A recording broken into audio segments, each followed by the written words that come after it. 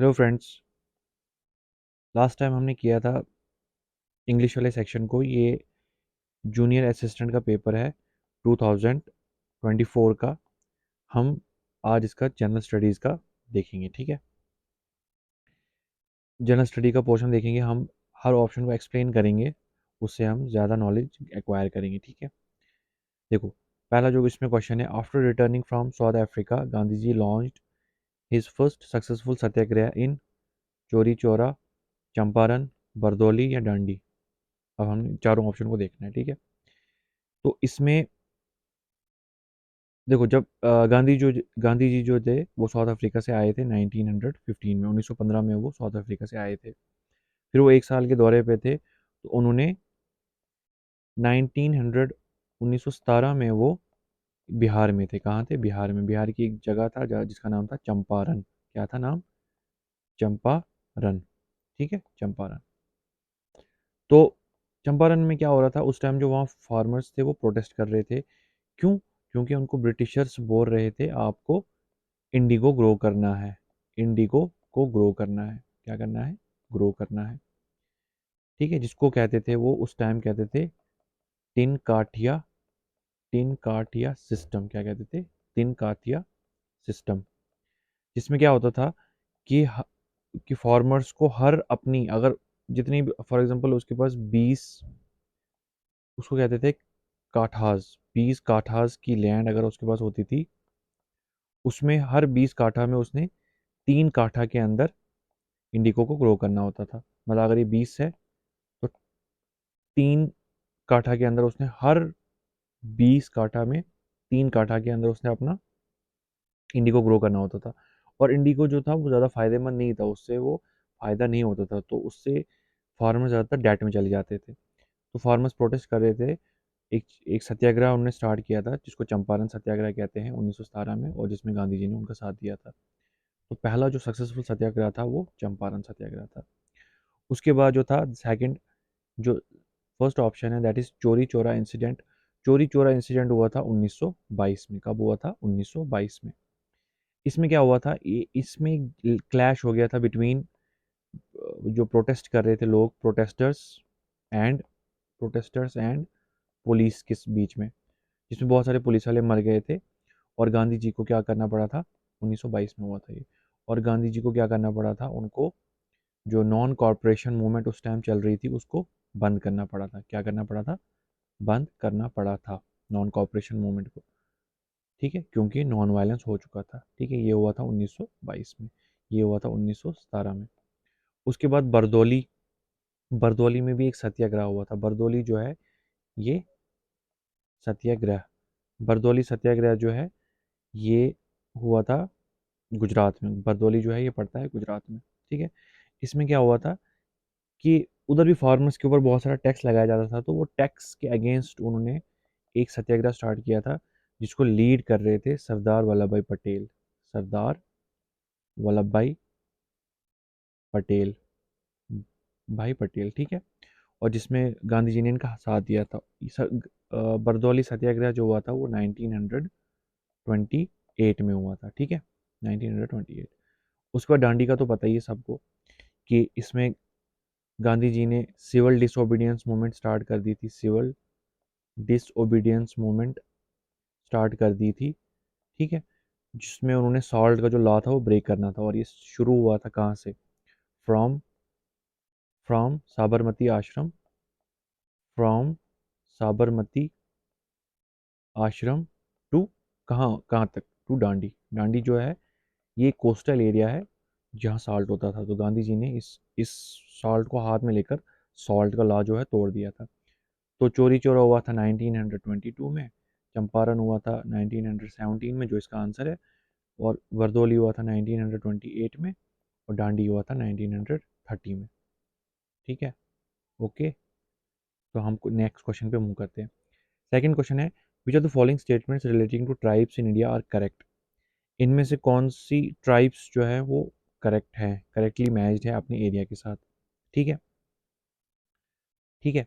और थोड़ा इसमें बताता हूँ आपको। एक तो चंपारण हुआ था 1917 में, एक हुआ था खेड़ा।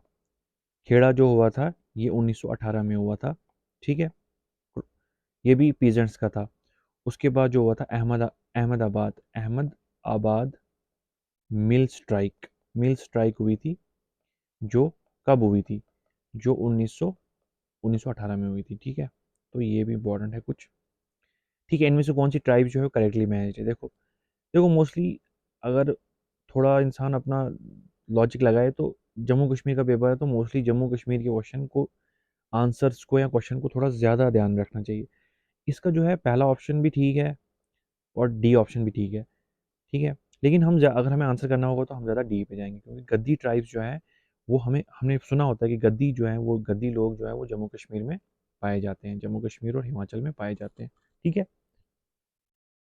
देखो थारो ट्राइब्स जो हैं थारो ट्राइब्स जो हैं थारो ट्राइब्स ये यूपी में ही पाए जाते हैं। ठीक है, ये यूपी में पाए जाते हैं और ये रहते हैं कहाँ? यूपी में, उत्तराखंड में पाए जाते हैं और ये रहते हैं तराई रीजन में। किस रीजन में? तराई रीजन में। तराई रीजन में हुआ मतलब समझो आप शिवालिक्स वाला रीजन, जो हिमालयाज का फुट हिल्स है। जैसे हिमालय अगर यहाँ ख़त्म होता है ऊपर से, तो ये वाला जो रीजन है, ठीक है, जिसमें बिहार भी आता है, ठीक है, यूपी का भी पार्ट आता है और उत्तराखंड का भी पार्ट आता है, तो ये ऑप्शन एक हिसाब से ठीक है, लेकिन गद्दी इसका मोस्ट रेलिवेंट है। गद्दी ट्राइब्स जो आती है, गद्दी कौन सी ट्राइब्स होती हैं? गद्दी ट्राइब्स जो हैं ये नोमैडिक ट्राइब्स हैं। क्या है? नोमैडिक ट्राइब्स, मतलब ये मूवमेंट करती रहती हैं। नोमैडिक हर्डर्स जो हैं मूवमेंट करते रहते हैं from high altitude to low altitude. गर्मियों में वो हाई अल्टीट्यूड पे चले जाते हैं और सर्दियों में लो अल्टीट्यूड में वापस आ जाते हैं। ठीक है, ठीक है। दूसरी हम देखते हैं ज़रा, ये Irula, Chenchu, Somali tribes are found in Kerala. ये ऑप्शन तो गलत है। ठीक है, क्योंकि इरुला, इनमें से जो इरुला है वो केरला में पाई जाती है। किस में पाई जाती है? केरला में। केरला में और तमिलनाडु में। किस में? केरला में और तमिलनाडु में। चेंचू ट्राइब जो है, ट्राइब जो है ये मोस्टली पाई जाती है आंध्र प्रदेश में। किधर पाई जाती है? आंध्र प्रदेश में पाई जाती है। कहाँ पाई जाती है? आंध्र प्रदेश में। ठीक है, ओके।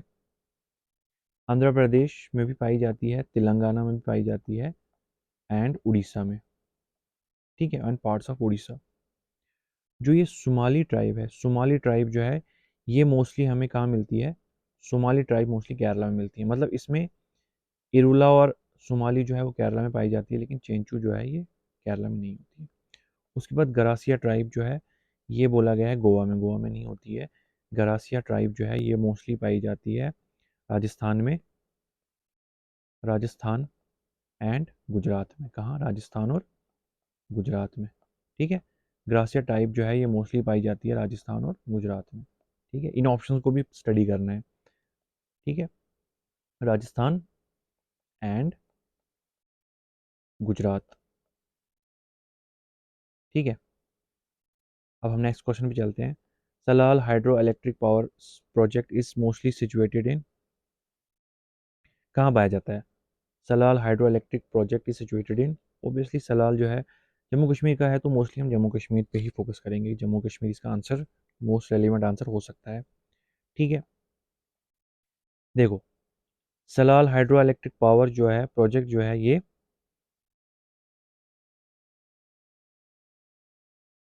किस रिवर पे है? फर्स्ट ऑफ ऑल ये चिनाब पे बनाया गया है, चिनाब रिवर पे बनाया गया है, और ये run of the river hydro electric project है। क्या है? Run of the river hydro electric project है, जो चिनाब पे बनाया गया है, और किस किस डिस्ट्रिक्ट में है? ये Reasi district of Jammu and Kashmir में है। ठीक है, Reasi district of Jammu and Kashmir. Okay, ठीक है, तो इसका ऑप्शन बी है। पंजाब में थोड़े जो इंपॉर्टेंट हाइड्रो इलेक्ट्रिक प्रोजेक्ट हैं उनके नाम हम बता देता हूँ मैं। एक तो उसका नाम, एक तो इम्पॉर्टेंट है इसमें रंजीत, आपने सुना होगा रंजीत सागर डैम।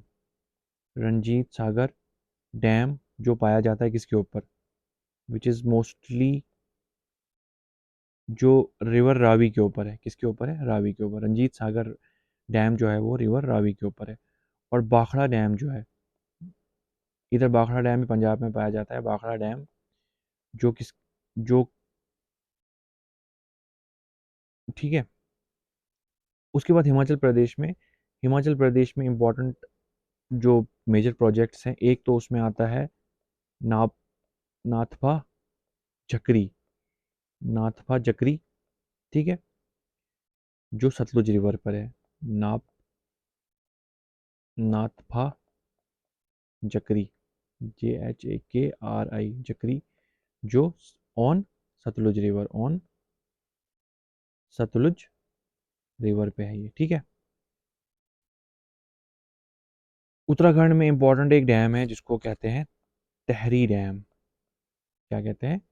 तहरी डैम, जो भागीरथी रिवर पे, किस रिवर पे है? भागीरथी रिवर पे पाया जाता है, ठीक है। तहरी डैम जो है वो भागीरथी रिवर पे पाया जाता है, ठीक है, ये उत्तराखंड में है। ओके, अब हम आगे चलते हैं, ठीक है।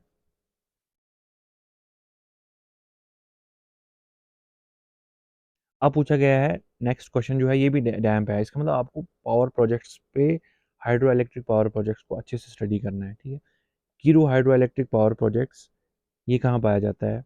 इसका जो आंसर है जम्मू कश्मीर में पाया जाता है, ऑब्वियसली, ठीक है।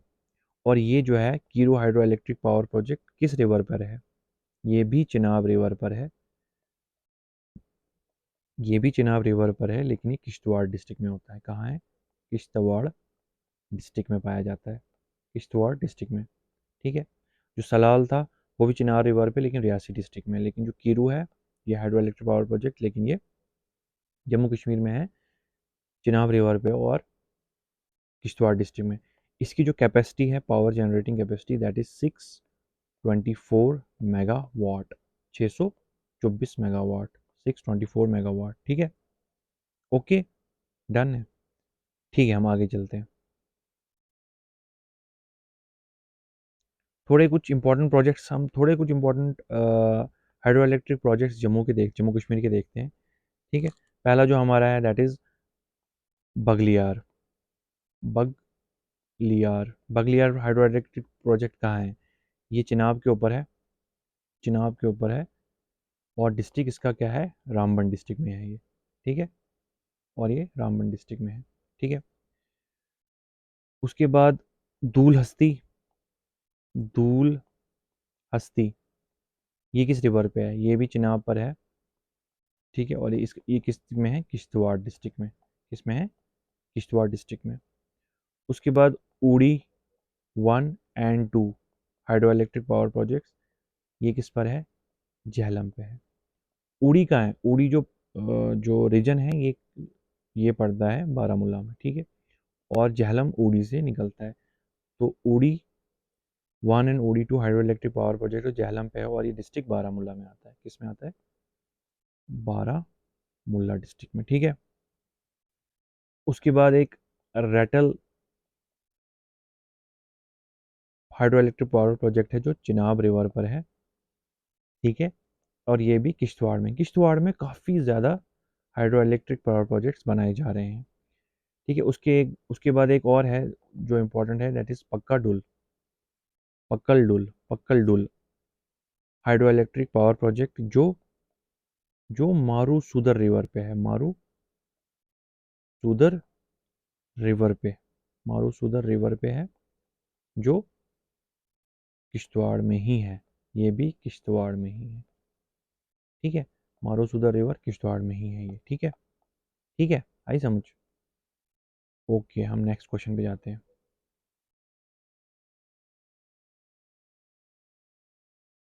विच of the following Indian state border with does not have a common border with Myanmar, ठीक है। तो कौन सी स्टेट है? नागालैंड है, अरुणाचल प्रदेश है, मिजोरम है, कि आसाम है?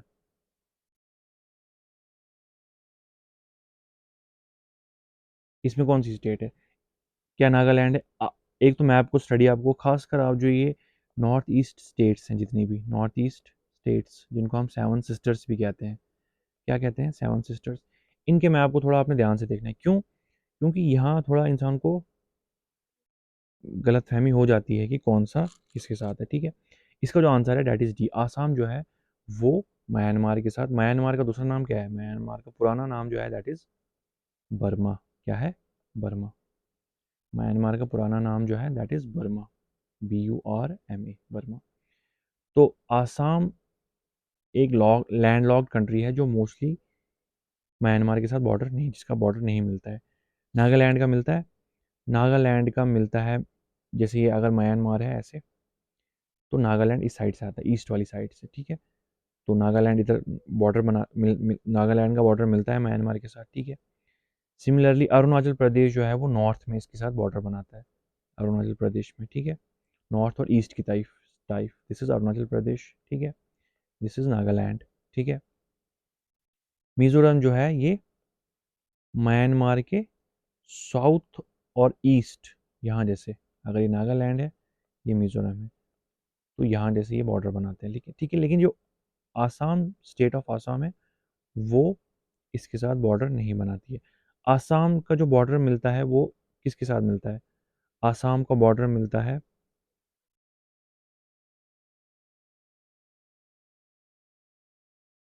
भूटान के साथ। किसके साथ मिलता है? भूटान के साथ और एंड बांग्लादेश के साथ, और बांग्लादेश के साथ, ठीक है। आसाम को बॉर्डर मिलता है भूटान के साथ और बांग्लादेश के साथ, ठीक है, लेकिन म्यांमार के साथ नहीं मिलता है, ठीक है। तो हम आगे चलते हैं। अब जो नेक्स्ट क्वेश्चन है, the name of coast of Tamil Nadu and Andhra Pradesh is, इस कोस्ट का क्या नाम है? क्या इसका नाम नॉर्दर्न सिरकार है, मलाबार है, कोंकण है, या कोरोमंडल है? ठीक है, इसका जो आंसर है दैट इज कोरोमंडल, ठीक है। देखो ये इंडिया है, ये इंडिया का पेनिनसुला वाला रीजन है, ठीक है, ठीक है। इस साइड से केरला है, दिस इज केरला, ठीक है। ये आ गया तमिलनाडु, ठीक है। ये आ गया आंध्र प्रदेश, क्या आ गया? आंध्र प्रदेश, ठीक है। ये आ गया उड़ीसा, उड़ीसा, दिस इज उड़ीसा। ये आ गया यहाँ से कर्नाटका, और ये आ गया महाराष्ट्र, महाराष्ट्र और कर्नाटका, ठीक है। और तेलंगाना भी इधर से आएगा, तेलंगाना, ठीक है। देखो ये सारा कोस्टल रीजन है, और हर कोस्टल रीजन का कुछ इंडिया में स्पेसिफिक नाम है, ठीक है। जो तमिलनाडु और आंध्र प्रदेश का जो कोस्टल रीजन है, दिस रीजन, इसको हम कहते हैं कोरोमंडल। क्या कहते हैं? कोरोमंडल, इसको हम कहते हैं कोरोमंडल, ठीक है। उसके बाद मलाबार, मलाबार रीजन कौन सा है? Malabar region western side, mostly जो केरला वाला रीजन है, ये वाला जो रीजन है, केरला, केरला और वेस्टर्न रीजन है, दिस इज मलाबार रीजन। क्या है? This is Malabar region. उसके बाद जो इन्होंने पूछ बोला है कोंकण, कोंकण जो है ये कौन सा कोस्ट है? कोंकण जो है ये mostly Maharashtra, this is Maharashtra और गोवा, यहाँ गोवा है ना बीच में, ये वाला जो कोस्ट है this is Konkan coast. Goan और कोंकण जो वर्ड है ये काफ़ी, मतलब इनको सेम माना जाता है। गोवन वर्ड, गोवन और कोंकण, कोंकण वर्ड, ठीक है। जो ये वाला कोस्ट है महाराष्ट्र और गोवा का जो है, दिस इज कोंकण, ठीक है। मलाबार हुआ ये सॉदर्न वेस्ट, सॉदर्न साउथ और वेस्ट में, ठीक है। कोरोमंडल हो गया ये, और उसके बाद है नॉर्दर्न सिरकर। नॉर्दर्न सिरकर जो है, नॉर्दर्न सिरकर कहाँ पड़ता है? नॉर्दर्न सिरकर जो है ये उड़ीसा में, दिस इज उड़ीसा वाला पार्ट, और अपर Andhra Pradesh, this is northern Sirkar. क्या कहते हैं उसको? नॉर्दर्न सिरकर, उड़ीसा वाला कोस्ट एंड आंध्र प्रदेश का upper part, this is northern Circars. आगे समझ, this is northern Circars, Andhra Pradesh और Tamil Nadu this is Coromandel, Maharashtra and Goa Konkan, Malabar वाला आता है साउथ और वेस्ट में, ठीक है, केरला वाला, केरला का मोस्टली, ठीक है। आगे समझ, ठीक है। नेक्स्ट क्वेश्चन, तो कोस्ट, देखो कोस्ट पे भी काफ़ी क्वेश्चन आते हैं, तो कोस्ट, आप जितने भी कोस्ट है आपको ऊपर देखो, जैसे काठियावाड़ है, या जो गुजरात के हैं दो, काठियावाड़, काठियावाड़ और दूसरा भी इसका कुछ नाम है, अभी मुझे याद आ जाएगा। चलो आगे हम चलते हैं। Which of this Indian state has border with three countries, namely Nepal, Bhutan और चाइना? कौन सी ऐसी स्टेट है जिसका, ओबियसली ये तो बहुत इजी क्वेश्चन है। देखो ये ऐसे आता है, ये स्किम ये आती है स्किम, और बाकी ऐसे, ठीक है। देखो इस साइड से क्या है? ये नेपाल है, ये भूटान है, और ये चाइना है ऊपर से, तिब्बत वाला पार्ट जो चाइना में है, ठीक है। This is Nepal, this is Bhutan, this is China, ठीक है। तो एक ही स्टेट है ऐसी, सिक्किम जिसे कहते हैं, जिसका इन तीनों कंट्रियों के साथ बॉर्डर मिलता है, ठीक है। नेपाल का वेस्ट साइड, भूटान का ईस्ट साइड और चाइना का नॉर्थ वाली साइड में, ठीक है। ओके, हम बाकी स्टेट्स का भी देखते हैं। मेघालय का जो है,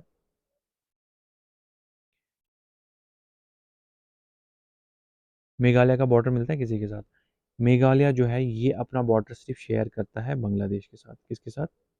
बांग्लादेश के साथ। आप एक बार मैप को विजिट करो और उसको ज़रा देख लो सबको वहाँ से। मैंने बोला ना, जो नॉर्थ ईस्ट वाला रीजन है यही थोड़ा कन्फ्यूजिंग है और यहाँ से क्वेश्चन आते हैं ज़्यादा। मेघालय का जो बॉर्डर है वो सिर्फ मिलता है बांग्लादेश के साथ, ठीक है। मिज़ोरम जो है, मिज़ोरम का बॉर्डर जो मिलता है वो बांग्लादेश के साथ मिलता है। अभी हमने पीछे पढ़ा बांग्लादेश और क्या है, म्यांमार, जिसको बर्मा भी कहते थे पहले, बर्मा, ठीक है। सिक्किम का मिलता है नेपाल, भूटान और चाइना, ये उसका आंसर है। आसाम का किसके साथ मिलता है? हमने पढ़ा था पीछे, भूटान और बांग्लादेश के साथ, भूटान एंड बांग्लादेश के साथ, ठीक है। ओके, अब हम नेक्स्ट क्वेश्चन पे चलते हैं। Which of the following lakes of India is located in Jammu and Kashmir? इनमें से कौन सी लेक जो है, जो वो जम्मू कश्मीर में है? कौन सी लेक से? क्या फुलहर लेक है? नहीं। कोलेरू लेक है? नहीं। आंचार लेक है? Yes, this is the answer. Hamirsar lake है? नहीं, ठीक है। तो इसका जो आंसर है that is Anchar lake. Anchar lake जो है ये कहाँ है? आप कश्मीर अगर गए होंगे तो वहाँ एक जगह है जिसको हम सौरा कहते हैं, ठीक है। तो सौरा में क्या है? सौरा की साइड, उसी साइड जो है जो आंचार लेक है, जो एक किसी एक नाले के थ्रू किससे किसके साथ कनेक्टेड है? डल लेक के साथ कनेक्टेड है, ठीक है। तो आंचार लेक जो है ये श्रीनगर में पाई जाती है, जम्मू कश्मीर की यही लेक है। बाकी लेक्स को थोड़ा हम देखते हैं। फुलेरू लेक्स जो है, Wular lake not Fuleru, Wular lake जो है ये लोकेटेड है यूपी में, उत्तर प्रदेश में, ठीक है। कोलेरू लेक जो है, this is one of the largest one of the largest fresh water lake, जो कहाँ पाई जाती है? जो पाई जाती है आंध्र प्रदेश में, आंध्र प्रदेश में, ठीक है।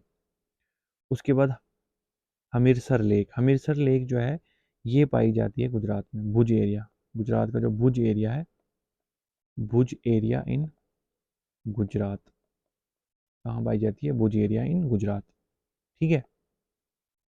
आई समझ आपको? इसका मतलब आपको लेक्स को भी अच्छे से स्टडी करना है, लेक्स का भी पोर्शन अच्छा है, ठीक है। जोजिला पास कनेक्ट्स, किस किस को कनेक्ट करता है? लेह करगिल को? नहीं। लेह श्रीनगर को? यस। कश्मीर तिब्बत को? नहीं। नेपाल तिब्बत को? नहीं, ठीक है। तो जब आप कश्मीर से कश्मीर से लद्दाख की तरफ या लेह की तरफ जाओगे, कश्मीर का जो लास्ट वाला पोर्शन है, जो पार्ट है दैट इज सोनमर्ग। सोनमर्ग के बाद आपको जोजिला पास क्रॉस करना होता है और आप लद्दाख पहुंच जाते हो, ठीक है, ठीक है। लेह और करगिल के बीच में कोई पास है?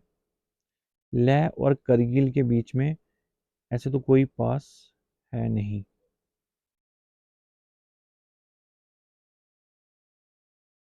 ठीक है। कश्मीर और तिब्बत के बीच में, कश्मीर और तिब्बत, कश्मीर, दिस इज कश्मीर, ये हमारा कश्मीर, दिस इज कश्मीर, यहाँ से ये वाला पार्ट है, दिस इज कश्मीर, ये तो लद्दाख का पार्ट है।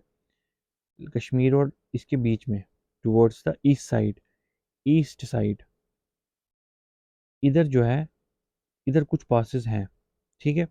कश्मीर और तिब्बत के बीच में, कहाँ बना रहा हूँ मैं? तिब्बत के बीच में, कश्मीर और तिब्बत के बीच में छांगला पास है, छांगला, जिसे कहते हैं छांगला पास, छांगला पास या शिपकी पास। क्या है? शिपकी पास। ठीक है, ठीक है, आगे हम चलते हैं। क्वेश्चन नंबर 46, या जो भी अब इसका चल रहा है, जो the following Indian state has longest coastal line. सबसे ज़्यादा कोस्टल लाइन किसकी लंबी है? गुजरात की, महाराष्ट्र, तमिलनाडु, आंध्र प्रदेश, किसकी? इसका आंसर जो है वो गुजरात है। ठीक है, सबसे लंबी जो कोस्टल लाइन है वो गुजरात की है। ठीक है,